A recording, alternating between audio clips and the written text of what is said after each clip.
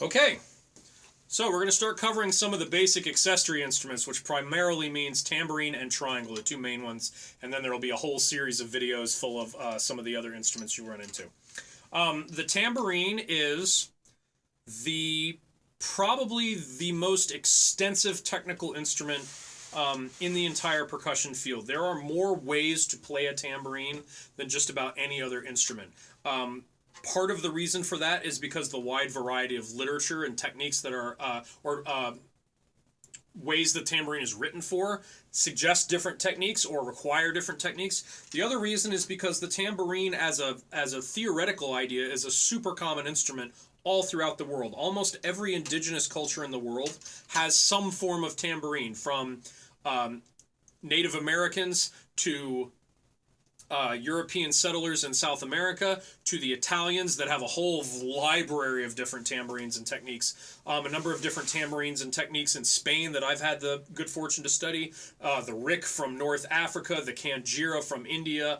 Very, very common idea to take a small framed instrument and put a metallic modifier, sound modifier on the instrument in order to make the sound. Tambourine comes to the modern orchestra, like the triangle and the bass drum and the cymbals, from the Middle East, with the Janissary bands in the late 18th and early 19th century, and has developed into a very, very versatile and technically demanding instrument. But what we're going to do in this series of videos is just go through some of the basic techniques that you'll find necessary a lot in basic band and orchestral literature. So, tambourine is a frame drum. It's a small drum. Typically 10 inches is the standard size. You can get some that are larger, 12, 14 inches, smaller, 8 and 6, but 10 is the standard size. We'll have some variety of different arrays of jingles around the outside, but there should always be a spot for your hand to be held. And that hole in the shell there is not for your finger to go through. That's so that if you need to mount the tambourine on a cymbal stand so that you can play it without, so that you can play it with sticks or something, then you can do that. It's not for putting your thumb in. Right? So you're going to hold the tambourine usually in your non-dominant hand. So I'm left-handed, so for me that's going to be my right hand. I'm going to hold it here. Fingers are going to go underneath. Thumb is going to go on top. Right? And so now we have a nice stable hold so that we can manipulate the instrument as we're playing as we need to. Right? As I said before, the jingles will go around the outside. They'll either be a single row or a double row, and they'll either be parallel or offset, so you can see that this is a double row of offset jingles. The jingles, depending on what tambourine you have, will be from a variety of different materials. These happen to be copper. Other common ones are silver, phosphorus, bronze. Black Swamp Percussion has their own proprietary jingle alloy that they use on a couple of their models. Nickel or simple tin are common on less expensive instruments, and some instruments have a variety of all these. In the band and orchestra setting, you always want to have an instrument that has a head. This one has a goatskin head. You can also buy tambourines now that have synthetic heads. So I have to be sensitive to humidity with this instrument because it's a natural skin. So on a very wet day, this skin will go down, and I have to heat it up, like with a heating pad or something, so that I can play it. If you get a synthetic skin instrument, it'll be the same tension all the time, right? We talked about that a little bit with calf skin and timpani heads and stuff. Right? So the basic hold. Right, so I have the basic hold here. I am going to present the instrument to the conductor and the audience, right? So don't play the instrument down here where nobody can see it, right? Behind the trap table, underneath the music stand or anything like that, right?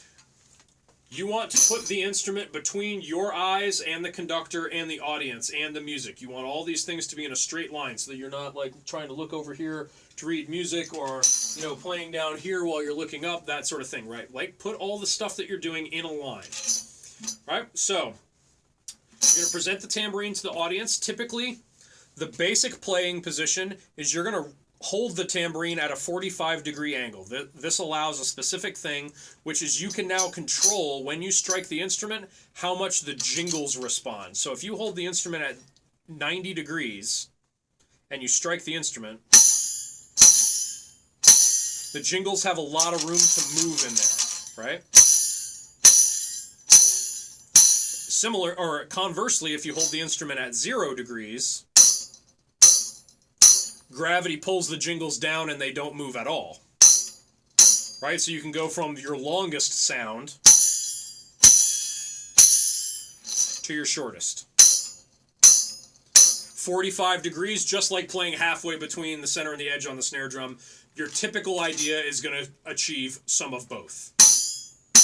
Right? So we have a little bit of length, but not too much, but not too little, right? So sort of Goldilocks it.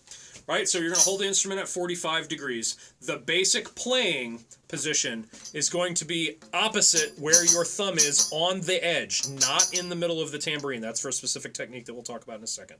Your typical playing position is going to be opposite your thumb on the edge so that you're activating the jingles. Now, what you're going to do is you're going to take your fingers and you're going to make what we call the bird beak. So you're going to take you're primarily going to strike with your middle finger, but your other 2 fingers and your thumb are going to support. And again, you're going to strike right on the edge with your middle finger, and I'm actually using more of my ring finger than my index, but you could do it with that too. So I use mostly my ring and my middle finger supported by my thumb. And again, I'm doing this down so that you guys can see it. Right, up in position. And so that's going to be your playing technique for any sort of basic baseline playing that you're going to do. So what I'm going to do here is I'll actually go through exercises 1 and 2 on page 62. I'll play those right now using just that basic technique, right? So here we go. 1, 2, 3, go.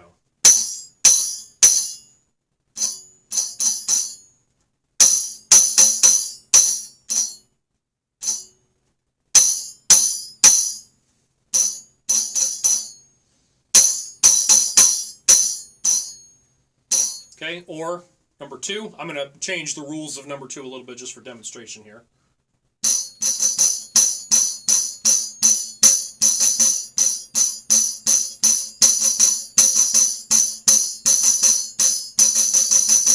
One more time.